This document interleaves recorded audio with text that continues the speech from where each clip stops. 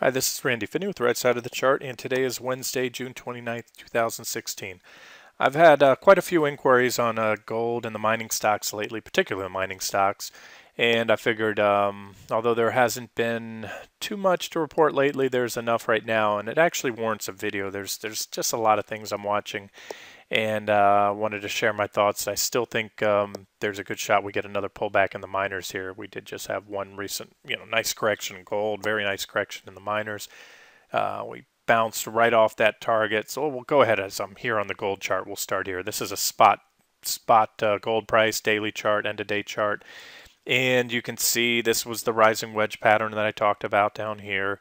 We broke down, hit that first target almost to the penny, a real nice tag of that level and a very sharp reaction. Gold went on, put a second divergent high, started to correct, but then Brexit fears ramped it up. And essentially all that's done so far, it's put in a second, what I should say potential, not confirmed divergent high. If I draw this divergence here, that's actually where that first divergence should have been drawn, because there's the peak right here in the MACD and the RSI. So now at this point, and we've come back in, and gold, it's trading up a little today. This is an end of day chart, so that this number will be reflected. It'll be, well, it depends. We haven't closed yet, so we'll see where we're at. It's starting to soften towards the close today. But this is that potential divergence. And when I say potential, I'm referring to I need to see a bearish crossover in the MACD, because the MACD is pointing up now. And if it's pointing up, that means prices can continue up. The trend is up. This MACD is simply a momentum indicator. So the momentum is up when the MACD is pointing up. So if gold can reverse soon, and let's say that the high the other day was the high for at least the time being here in gold. Gold comes back in, pulls back down, then we'll have confirmed divergence here, and we'll have an even larger divergent high. And I think there's a very real possibility that gold can come back in for another pullback, back down to this T1 level, maybe even this T2 level that I was targeting before, but somewhere down around this area. Very likely it's priced in the charts. I have to say my confidence at this point is not high enough to put either gold or GDX or any of the derivatives, any of the other tracking ETFs like Nugget or Dust as active trades, but just want to share my thoughts. So that's what I'm looking for on gold, and let's take a look at one more chart of gold. We'll take a look at the weekly longer term chart. Oh yeah, before I navigate away from this chart, something that I had to scroll up because I had it cut off at the bottom of the screen.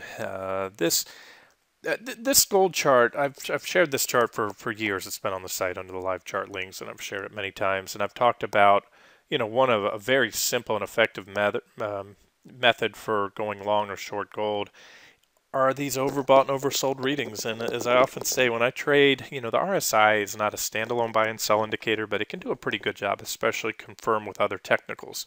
And the trigger usually when you have an oversold reading, as I highlighted these before, I used to have every single bottom marked here. You can look at your own, put a long-term chart of gold up and put an RSI, and you can circle the same readings, draw lines up. You'll see that each and every one of these without fail turned out to be at least a tradable bottom, for a swing trade.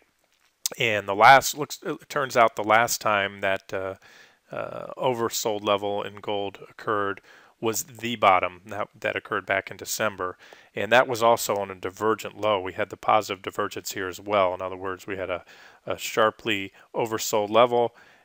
Gold came back down, prices continued lower to make another lower low. Okay, so that's past history, was pointed out at the time. Now what's occurred more recently on the RSI, likewise, just as the oversold levels proved to be good buying ops even for trades during a bear market, overbought levels, RSI being above 70, turned out to be mark major tops. In this case, keep in mind the trend was down, so when you had these overbought levels, and this holds true to just about any security, in a bear market, overbought is a golden shorting opportunity. In other words, the drops following overbought readings in a bear market tend to be a lot more than they are in a bull market. So, or another way to say that, during a bull market, overbought is not as it's not as good as an indicator, a sell indicator, as it is during a bear market, because overbought can become more overbought. Likewise, oversold can become more oversold in a bear market. And we have these tops here, you can see, but each of these turned out to be very good shorting ops. And what I like to use when you're using the RSI, as a buy or sell indicator, because overbought can become more overbought or stay overbought for a while. I like to wait for the cross back down below the 70 level, or a cross back up above the 30 level. So what I wanted to point out here is that we had this very extreme overbought reading in gold. It did pan out for a nice correction. We had an almost overbought level there, almost overbought level again, but this was such an extreme level, and we have that divergent high. That's more important. Even though these didn't come back up above the 70 level, they're in relatively close proximity, and they form that divergent high. So that's why I think that gold may have some headwinds here going forward. Now we'll go ahead and look at the weekly chart. Okay, this is a longer term chart going back to the early 2000s, a weekly chart of gold. I don't have a lot on this chart. I have a few different weekly charts of gold, but you can see the strong divergent low. This is, the breakout above this white downtrend line right here, a price channel, breakout, back test, everything that was highlighted at the time. This was our bull market, long secular bull market uptrend line in gold. We broke that, so we had, and that was about, I think it was a 50% retracement off the highs, if I'm not mistaken. But what I'm trying to say is there's not a lot of resistance that I see for gold, and with the trend being up, I'm not very bearish on gold. What I'm going to make the case for is the fact that the miners may have some additional headwinds. The miners might have gotten ahead of themselves in the near term, and possible that even if gold kind of trades sideways for a while or holds its own, that we can still see a pullback in the miners. These horizontal lines here are some targets for gold, as well as this potential downtrend line. Potential because we only have 2 tags. It takes a third reaction to validate a trend line, at least in my opinion. So, I'm not by any means screamingly bearish on gold, nor on the miners, or else they'd be an official trade idea, but I still have a short position. I'll show you why I'm holding that for now, and may consider to add to that. This is a ratio. You know what? I don't want to use this one. I'll use another ratio. This is gold and the Huey, which is a gold index. Let me grab the GDX gold ratio.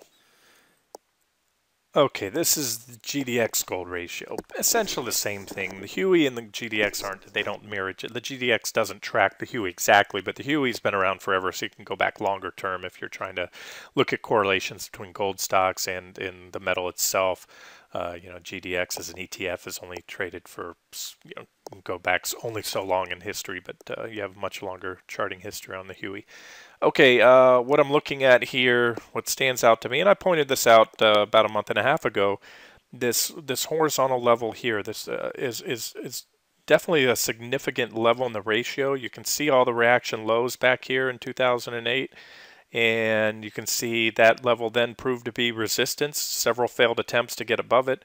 Right there, another failed attempt, and that's where we're at now. So my take on this, now keep in mind, and again, the ratio just simply measures the value of GDX, the gold mining ETF, to the price of gold.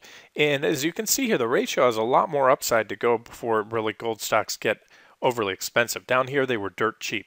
So again, I want to be clear, my longer term theme is bullish for both gold and the gold mining stocks. I'm just making a case of a little too much, a little too fast. The ratio came up quite a bit, had a sharp rebound off the bottom, took out this downtrend, and is stalled here and may have a little work to do. If we scroll down here on the chart, let's look at a couple different indicators. Let me get rid of this MACD. Hold on one. Okay, that's better.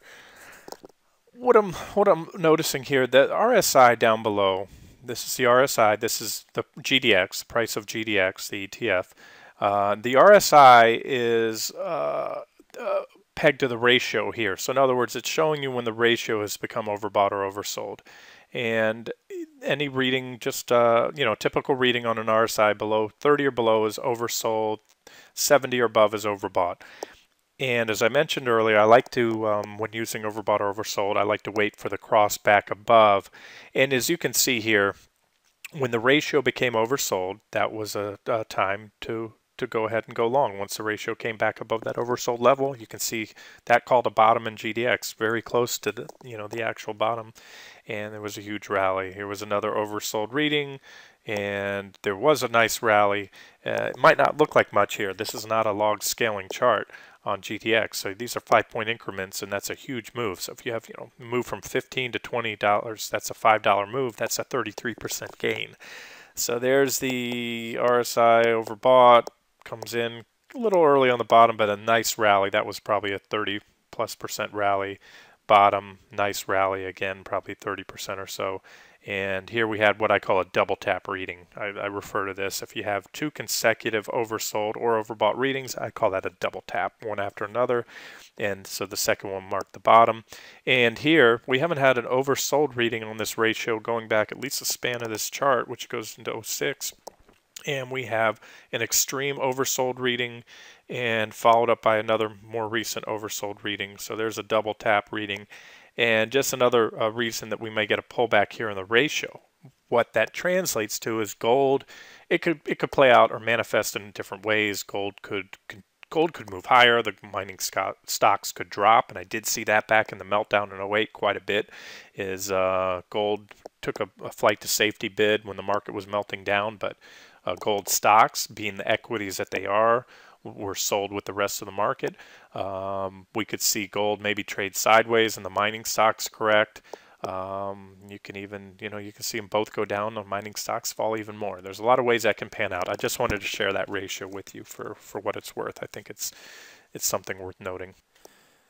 Okay, now let's talk GDX, and we'll wrap this up. There was only a few more things I wanted to cover. So here's GDX, long-term chart. This is my weekly chart, spans 10 years.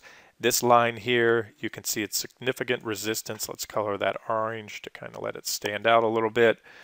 We have numerous important reactions back here. Reactions you can see on the volume at price histogram. These are all the big bars down here, and then it's very thin up there. Ultimately, I expect gold to, GDX, I should say, to get up in here, punch above that level, and run. But look what it also has, this downtrend line to take out. We haven't had a reaction there yet, but we're right at about that downtrend line. This would be our primary downtrend line right now to take out the main downtrend line off the highs back in 2011.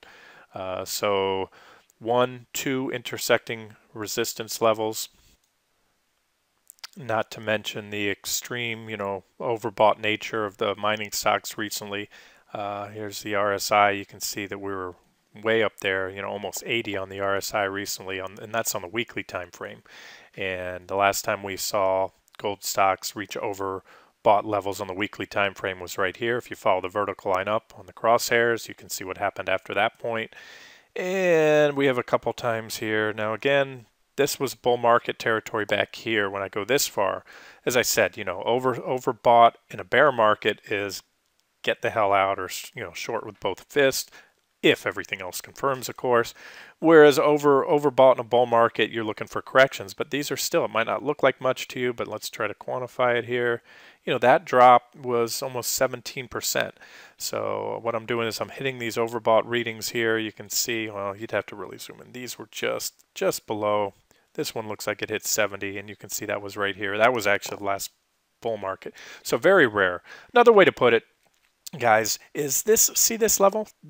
Gold stocks have not been this oversold as long as GDX has been around. At least this is a 10-year history. I could probably go back long. Well, I can't go back longer. That's a limitation on TC 2000. They only let you go back 10 years on a weekly chart. But I think it's safe to say if we went back throughout the history of GDX, you'd never see gold stocks being so overbought. So there's a case sort of, from a valuation basis. And now let's roll into some of the individual components here. This is what I wanted to drive home, and then we'll wrap this up. There's only I have 3 I want to show you, the top 3. Now when I say top 3, what I'm looking at, this is my list. These are the holdings of GDX, and I'm using this list on TC 2000, which I ranked them by market cap. Last time I checked, the ETF itself had a little bit different weightings, so ABX, Newmont, and GG may not be the top 3, at least not in that order. I know they're definitely up there in the top 5 or so. But I'm going by market cap. See, ABX I'm showing is about a $24.6 billion company. Newmont's $20 billion, and GG is $15 billion. From there, you can see the market cap really drops down. So it doesn't matter. BTG, Pan American Silver, these are only $2 billion companies. It's these top three that we're going to look at right now. And this is a case that I'm making why I'm not, I don't want to say overly concerned. If this trade takes me out, it takes me out. But this is why I think that the mining stocks have at the very least some headwinds now. This chart looks to me, this is clear resistance. This 21, I have it at 2157, so we'll call it the 2160 level. Look at the reactions here. Look at these reaction highs. Again, this is a weekly chart. These are weekly candlesticks. That huge gap. There was some overreactions during the 2008 meltdown here, but this is very, very solid resistance. And from my experience, now we blew past some resistance levels like they weren't even there before. This, in my book, was solid resistance. This just shows the bid that the miners have had. This doesn't go on forever. We blasted through that level, although we did come back and back tested and then consolidated around it. So these levels have been very valid. And these are lines that I've had on this chart. You can see we hit that one, had a reaction, pulled back. Came up here, this is another level I had. Hit it, had a reaction, pulled back. So each of these lines on this chart are very valid, important levels in my opinion. And this one, we've had hardly a reaction so far. We've hit it a couple weeks ago, came back a little bit, but due to the extreme overbought nature of the rally and this extended run without hardly any consolidation or sideways action, I don't think Barrick has the umph to get up there and just power right on through that thing and keep going. If it does, over time, I definitely see it going higher. I definitely see at least making this would be a target up here longer term. But I think it faces some headwinds before then. And just wanted to go over that. Here's Newmont, NEM. Again, Newmont's a $20 billion company. Let's see, a little loading problem here on the screen. There it goes. There's Newmont. Not as well defined a level. There's actually a zone. If you look at all these lines that I have here, 1, 2, 3. So up here, we'll start with this uppermost line, which we just tagged around 38, 36. You go back, you capture this reaction low here. You capture some reactions there. You have the 38.2 Fibonacci retracement. So we're stalling around that level. There's also a big gap right here. And I have that gap defined there and some reactions. So Newmont's really in a resistance zone area. Same story, almost a vertical run of, forget about the lows. I'll just capture from when this near vertical rip started. 132, 134, 5%, extremely overbought. The PPO looking to roll over. And, again, it's more about headwinds. Has this been bullish behavior? Oh, of course, absolutely. Is this chart going to look like this? It's going to continue up, hit this 70 level, back to the 2011 highs without blinking or consolidating? Very doubtful. And one more, and then I'll get to wrap this up with Nugget, some comments on Nugget. This is GG, number 3, at a $15.3 billion market cap. Pretty well-defined downtrend line, nothing special, a few reactions, but there's a downtrend line. We tried to punch above and failed. And it also, when it punched above, it hit this horizontal resistance level. Here's some reactions from below, reactions from above. Almost catches that point back there. So either way, same story. It's gotten quite a bit overextended on the weekly time frame. And now let's wrap this up with a comparison of GDX and Nugget and why I'm okay with being short Nugget now, why I prefer to short Nugget at most points in time. Wanted a daily chart. Here we go. So here's my daily chart. Here's that divergent high. We had double divergence. We had divergence there at that point. There was the correction that we had last month in the mining stocks. I was looking for a move down to this 2119 level, which I still may get. We had another thrust up. That thrust put in a second divergent high. I've got the MACD pointing up lately, just recently. We had a divergent high at this point, but then Brexit fears gave a little boost to gold and gold mining stocks. So if we see these reverse soon, MACD curls back down, we have that second confirmed divergence. very large in scope, especially it's because it comes on the heel of that previous divergence, and I don't think it's out of the question at all to expect a move back down here to that level 2120-ish. And something that I wanted to cover here is, let's take a look at, let's find a clean board if I can. Okay, so here's GDX. This is what GDX has done since we had a peak back here, and if you recall, this is where in the trading room I shorted GDX or Nugget personally before I added as an official trade. I waited for a little more evidence. I think it was a break of a trend line that you'd just have to reference the notes. It might have been this or the trend line off the lows. Yeah, that's what it was. I think I waited for this trend line break and then put the official short trade here. But I've mentioned shorting up here somewhere. Now, look what happened. Let's just clear these trend lines for a second. From this peak back on May 2nd, GDX, and I'll just go to the peak the other day, a couple days back, a couple trading sessions ago at the Brexit highs. If you look to the left, that's a 6% gain, right? So one would think, okay, well, if I went with dust, I'm down 18%, maybe a little less due to the decay. This is why I short Nugget. All this chop and slop, look what that's done to Nugget. Nugget, so far, with a Nugget short from back on May 2nd, was never underwater at any point. Came to break even right there, and in fact is positive now. This is the decay I talk about. If you're new to the site, you don't know what that term means, go to the frequently asked questions section, and there's a question, something to do with the fact of what's the impact of holding a leverage ETF for an extended period of time.